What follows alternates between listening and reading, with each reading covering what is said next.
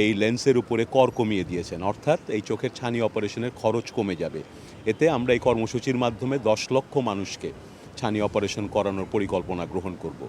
আমরা সারা বাংলাদেশে মানুষের চক্ষু স্বাস্থ্য সেবার উন্নয়নের জন্য একটি জাতীয় পরিকল্পনা প্রণয়ন করছি।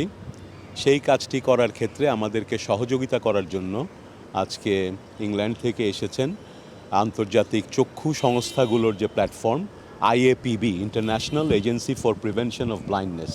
এটা একটা বৈশ্বিক সংস্থা যেখানে সারা বিশ্বের চক্ষু স্বাস্থ্য নিয়ে যে প্রতিষ্ঠানগুলো কাজ করে তাদের ফোরাম।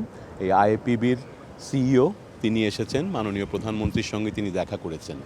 আজকের মূল কর্মসূচি আলোচনার বিষয় ছিল নভেম্বর মাসে বিশ্বে প্রথমবারের মতো global summit on I health হতে যাচ্ছে এবং সেই গ্লোবাল সামিটে সারা বিশ্বের বিভিন্ন দেশের স্বাস্থ্যমন্ত্রী এবং প্রধানমন্ত্রী অনেকেই তারা যোগদান করবেন।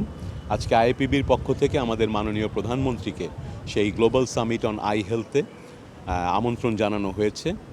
পাশাপাশি সেই গ্লোবাল সামিটের কোহোস্ট হিসেবে বাংলাদেশ কোহোস্ট করবে, সেটি মাননীয় প্রধানমন্ত্রী সম্মতি দিয়েছেন এবং এর মাধ্যমে আন্তর্জাতিক সংস্থাগুলোর সহযোগিতা আমাদের সঙ্গে বাড়বে এবং সেই সহযোগিতা এবং আমাদের জাতীয় পর্যায়ে চক্ষু স্বাস্থ্যের যে হাসপাতাল এবং চিকিৎসকরা আছেন তাদেরকে নিয়ে আমরা একটা সমন্বিত কর্মসূচির মাধ্যমে কয়েকটি কাজ করতে চাই।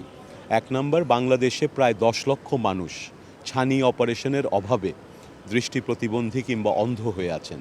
তাদের জন্য আমরা দেশব্যাপী সুলভ মূল্যে বিনামূল্যে কিভাবে ছানির অপারেশনের ব্যবস্থা করা যায় সেই কর্মসূচি নিব এবং ইতিমধ্যেই আপনারা জানেন এই বাজেটে আমরা চোখের এই ছানি অপারেশনের পর যে লেন্সটা দেওয়া হয়, মাননীয় প্রধানমন্ত্রী উদ্যোগী হয়ে এই লেন্সের উপরে কর কমিয়ে দিয়েছেন, অর্থাৎ এই চোখের ছানি অপারেশনের খরচ কমে যাবে।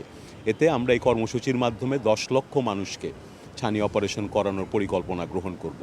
মাননীয় প্রধানমন্ত্রী আরেকটি বিষয়ে বেশ কয়েকদিন ধরেই চিন্তা করেছেন এবং আমাদের সঙ্গে আলোচনা করেছেন। আজকে আইএপিবিকেও বলেছেন যে স্কুলের শিশুদের অনেকে চশমার অভাবে সঠিকভাবে দেখতে পায় না, বিশেষ করে গ্রামেগঞ্জের শিশুরা। এতে তাদের পড়াশোনার যেমন ক্ষতি হয়, তারা পড়াশোনায় পিছিয়ে পড়েন এবং কাজকর্ম এবং শিশুর বিকাশে ক্ষতি হয়।